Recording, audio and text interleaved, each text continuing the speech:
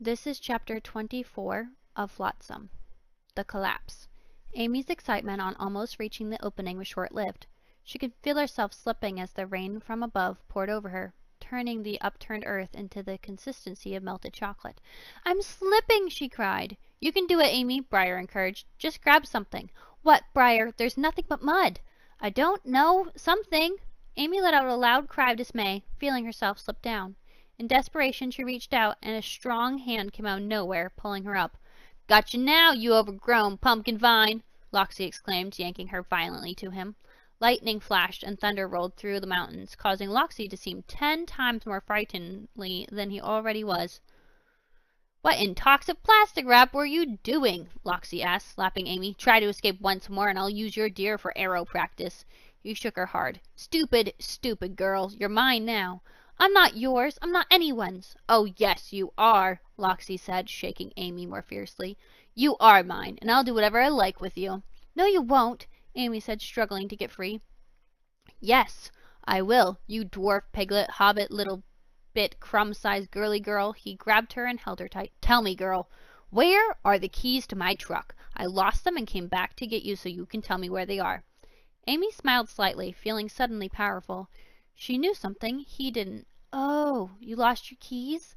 Maybe Tristan was right. Maybe you are a loser. "Pixie girl, don't get smart with me. Just tell me where the keys are. And then you're going to go back in the hole with the others." Amy shook her head. "Nope, not telling." "What?" He shook her harder. "Tell me where the keys are, or so help me, I'll show me where Flotsam is, and then I'll tell you where they are."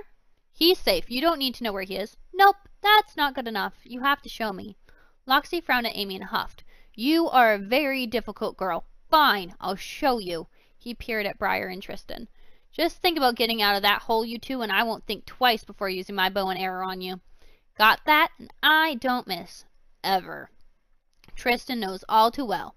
Loxy grabbed Amy by the arm and yanked her along with him, over to the front of the burnt-out church house. "Your Flotsam," Loxy said, "or whatever you call him, is tied up in there."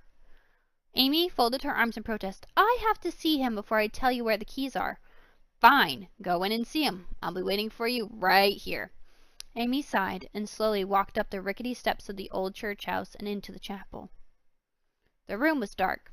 She could barely see the dark outline of Flotsam tied to the row of old pews, looking forlorn and frightened. "It's okay," she said, running a soothing hand along the back of the fawn's neck. "Everything's going to be okay. I'll be right—" She paused, picking up Loxy's keys that he must have dropped while tying Flotsam up, and put them in her pocket. Then she quickly untied Flotsam's rope. "Go, Flotsam," she whispered. "Get out of here! Run!" "The keys!" Loxy shouted, peering through the chapel doors. "Where in the blast are they?" He stopped short, gazing from Flotsam to Amy. "You untied him."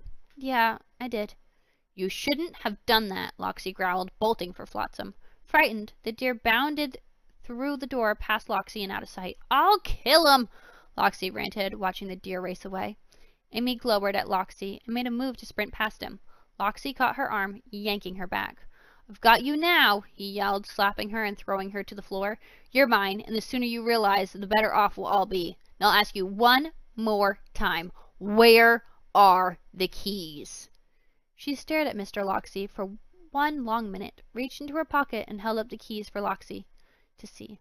"Here are your stupid keys. You must have dropped them while you were tying up Flotsam." "Hand 'em over," Loxy commanded, holding out his hand. "Here," Amy said, tossing him the keys. "Happy now?" "Yes," Loxy said, picking them up and holding the keys triumphantly over his head. "The keys! At last I can go home!" That self-same second, lightning streaked across the sky and struck the keys in Loxy's outstretched hand. The bolt sent Loxy reeling backwards down the church steps and onto the ground. Shocked, Amy took a step toward the door, but a terrible wind came up, causing the old timbers in the church to groan and tip. She let out a scream just as the entire frame of the church house collapsed on top of her.